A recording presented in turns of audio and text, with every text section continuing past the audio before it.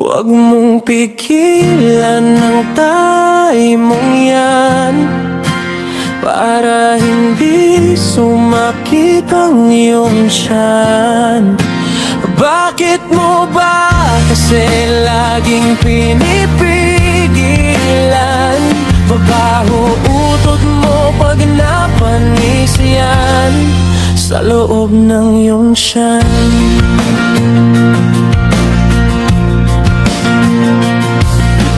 Bakit ba mukhang problemado ka?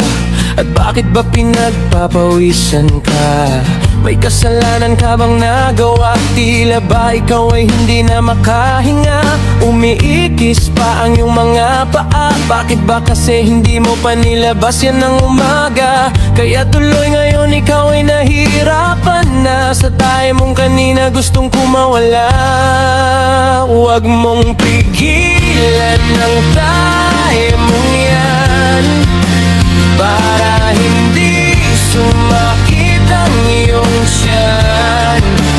Bakit mo ba kasi laging pinipigilan?